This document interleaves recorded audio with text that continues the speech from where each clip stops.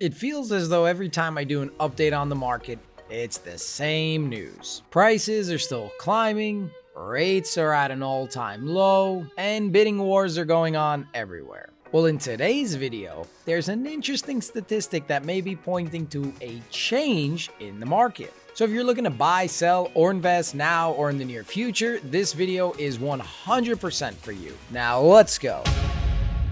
Ladies and gentlemen, welcome back to the Sigma Real Estate Studios, and today we're talking about Q3 numbers for the Bronx, Westchester, Rockland, Putnam, Orange, and Sullivan. So basically the entire lower Hudson Valley. When it comes to home sales, all but one of these counties has increased, and one county on the list has increased by 84.5%. Which county do you think was the one that went lower, and which one is the county that you think increased by 84.5%? Drop a comment down below. Let's run them down. Coming in with the highest increase, we have the Bronx at 84.5%. In second, we have Westchester County with 22.1%. Third is Rockland County with 13.7%. Fourth up is Putnam at 7.4%. And fifth is Orange County with 5.2%. And trailing behind is Sullivan County, which decreased 22.4%. And when you look on a map, you can clearly see that the one county that decreased is the furthest from New York City. And the one that came in the hottest is closest to New York City. In my opinion, this is a flip of the coin. For the last 12 to 15 months, we have seen people migrating away from the city, further and further into the suburbs. Now, we are seeing for one of the first times ever that pattern is being flipped. Now, the statistics that were used to calculate these numbers included single-family homes, condos, co-ops, and 2 to 4 family homes. Luckily for all of you, we have it all broken down already. So let's see under the surface what we're looking at. In this chart, we can see the 3-year trend for all 6 counties. Westchester fell for 3 years and then went up. Putnam, Orange, and Rockland have all been going up. Sullivan went down from 18 to 19, went up 20, came back down 21, and the Bronx was going down since 18, 19, 20, and then completely changed in 21. The one thing though that does bother me, and it might be bothering you as well, is the fact that number one, we had a huge problem with inventory for the last 12 to 15 months, and some would argue we still have that problem. Number two, knowing number one, how accurate can these numbers be in terms of actual demand versus there just not being enough supply? In order to figure that out, we have to take one more dive and see the trend of Q3 of 2018 and 2019. This will help paint a better picture of what's going on, because sometimes these numbers, they might not be telling the whole story. And what better county to start with than the hottest riser, the Bronx? Now, first I want to look at the end of quarter inventory. This is basically saying how much supply was left over at the end of Q3. Now, we can clearly see that the amount of inventory has increased more or less even during 2020. For Q3 and year to date, we can clearly see that sales rebounded and passed 2018. I believe from this, we can draw a conclusion that based on these numbers, people in 2020 were fleeing from the city, number one, and not as many people were comfortable buying in the city. Now, here we are in Q3 of 2021, and people are moving back into the city again. Now, they might already be living in the city and are comfortable buying real estate in the city, and some might be coming from other states and see this as a great opportunity. So we have a good amount of inventory, and we have a good amount of buyers. So if you're thinking about buying in the Bronx, now could be a really good time. Just remember, with all this inventory sitting, it could mean a better deal. However, not for long. If these purchase numbers keep increasing at the rate they are, well, then the Bronx is going to completely blow up in pricing as well. So if you're thinking about it, do it now. Now, obviously, up next, I want to look at the only county that decreased, and it also happens to be the furthest from New York City on this list, to see what conclusions we might be able to draw from that. Okay, so we can see here for 18 and 19, there was pretty much 1,000 homes left for sale, and about 270 that sold. This gives us a total of 1,270 homes. When we look at 2020, though, we had about 1,120 homes, 400 sold, which is a big jump, and 723 were still available.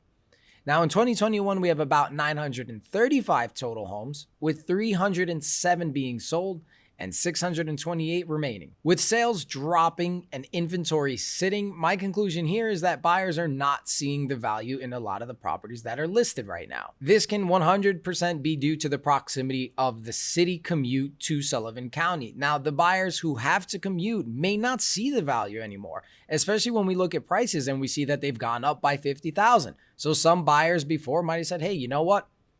Okay, I can do it. Now that you're paying an extra $50,000, people might say, you know what, it's not worth it anymore. Now that we have the furthest south and the furthest north, let's take a look at the three supporting markets that basically lay smack dab in the middle of our highest and lowest. First up at number 2 is Westchester County. And let's see what conclusions we can draw from this increase in sales. Single-family homes at the end of Q3 fell 33.9%, which is a continuation of the decline in available single-family homes. If you happen to own a single-family home here, you can probably sell it for top dollar. Actually, you can definitely sell it for top dollar. Now, what I'm seeing is that the prices of homes and buyers' opinions of value is still in line. Demand is still hot, and supply is still low. Now, condos and co-ops are really interesting this quarter because remember, they were one of the property types hit the hardest throughout 2020. Nobody wanted to be in a building style environment. I get it. Now, that's confirmed when you look at the spike in the end of quarter inventory from years prior. So, I mean, just look at this one right here. Co-ops, end of quarter in 2019, we had 520. In 2020, we had 800. So that's a huge jump. Now, we are seeing still a good amount of inventory that's still sitting, but we are also seeing a huge uptick in the amount of people willing to purchase these. Now, however, that tide seems to be changing. The more comfortable people get, the more it'll change. And with the eviction moratorium eventually ending, you can see why there was such a huge spike in the purchase of multifamily homes. And not to mention that there was an additional 89 multifamily homes to purchase. So obviously we can say that people are still trying to live in Westchester County, and because of its proximity to New York City, it's keeping the values and the demand right now very strong. The next two markets also play a huge role in understanding the migration patterns. Rockland is to the west of Westchester County, and it's separated by the Hudson River. So this means that your commute may now also include a bridge and a toll. To the north, we have Putnam, which is a straight run down to New York City, and usually it's no additional bridges. If you do have to cross a bridge, it's a small one and there's no tolls there. Now, Rockland County saw a higher increase than Putnam. So let's start there. Q3 of 18 had about 2,100 homes for sale. 19 had about 1,900, 20 dropped to about 1,750, and 21 we are down to about 1,550. Prices are still continuing to climb, and buyers are still seeing the value in these markets, as we can see the decline in homes left and the increase in number of sales. We also saw a 40% increase in co-op sales, which further confirms that people are okay with living in buildings again. So is this a change in migration? This can also be a true example of everybody understanding that why pay a landlord when you can purchase property. So even if it's a co-op, it's still a property, it's yours, and you can build equity. Putnam County is showing more or less the same exact signs as Rockland County.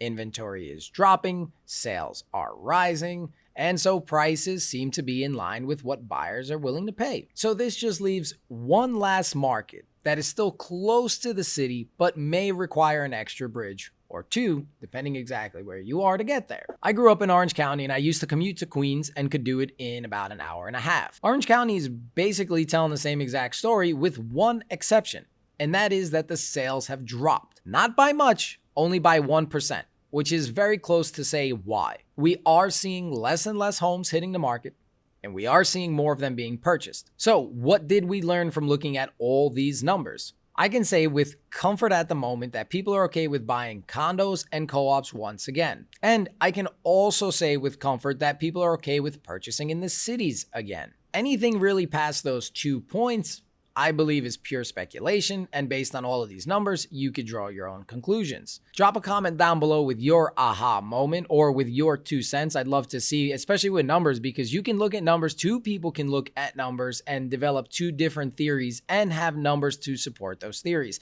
So if you're watching this video and you're thinking, oh my God, this guy's crazy, what about this, this, and this?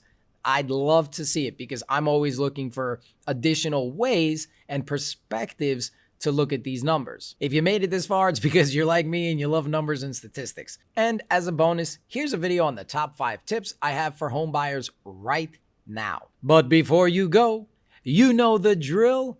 Hit that subscribe button, ding the bell, and I will see you here next time. I'm your host, Jimmy O'Done, and this was the Q3 Lower Hudson Valley Update.